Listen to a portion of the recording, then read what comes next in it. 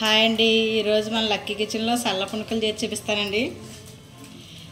ఒక కప్పు ఇలా మైదా పిండి తీసుకోవాలండి. కొద్దిగా తినే సోడా, కడుపు నొప్పి సోడా అంటారు కదా అదండి. కొద్దిగా జీలకర్ర, తగినంత సాల్ట్. ఇప్పుడు అదంతా ఒకసారి కలుపుకోవాలండి. కలుపుకొని ఇందులో పెరుగు కూడా వేసుకోవాలి. మనం పిండి తీసుకున్న కప్పుతోనే కొంచెం వెల్తిగా పెరుగు కూడా వేసుకోవాలండి. ఇందులోని ఇదంతా వేసి బాగా కలుపుకోవాలండి. చూడండి ఇలా కలుపుకున్నాం కదా. ఇప్పుడు ఇందులో ఉల్లిపాయలు, పచ్చిమిరపకాయలు, కరివేపాకు సన్నగా కట్ చేసుకోవాలండి. కరివేపాకు అవన్నీ ఇందులో వేసుకొని బాగా కలుపుకోవాలి. ఇంకో వాటర్ ఏం పట్టకపోవచ్చు, ఎందుకంటే ఉల్లిపాయలో నీరు వస్తుంది కదండి, అది సరిపోద్ది. బాగా కలుపుకోవాలి ఇదంతానే.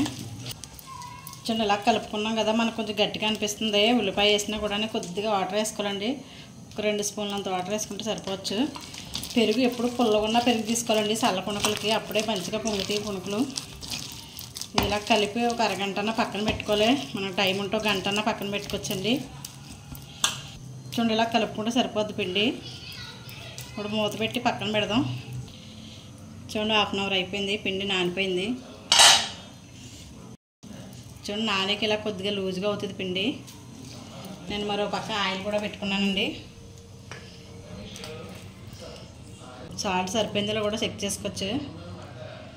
సరిపోయిందండి నేను వేసింది. ఆయిల్ వీట్ అయిందండి, వేసుకోవాలి. ఇప్పుడు ఇలా వేసుకోవాలి చూడండి, చిన్న చిన్నగానే. మనం ఉల్లిపాయలు, పచ్చిమిరకాయలు వేసుకోకన్నా కూడా వేసుకోవచ్చండి, కానీ మాకు ఇలా ఇష్టం, అందుకని ఇలా వేస్తున్నాను.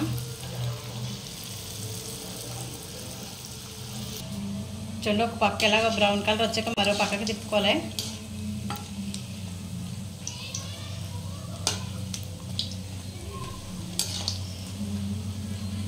మనం ఇంకా ఎక్కువసేపు నానబెట్టుకుంటే ఇంకా ఎక్కువ బాగా మంచిగా పొంగుతాయండి. చూడండి కలర్ వచ్చినాయి కదా, ఇప్పుడు తీసేసుకోవచ్చు.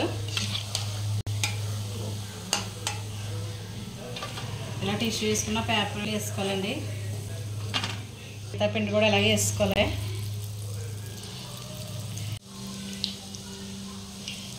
మొత్తం అంతా వేసుకున్నానండి.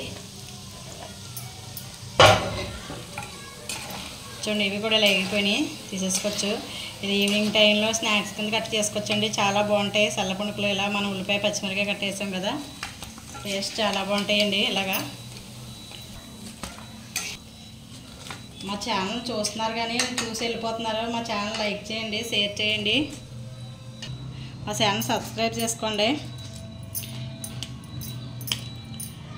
ఇలా వేడివేడిగా సర్వ్ చేసుకోవాలండి. ఇవి ఇలా వేడివేడిగా తింటేనే చాలా బాగుంటాయి చల్ల పునుకులు. నచ్చితే మీరు కూడా ఇలా చేసుకోండి.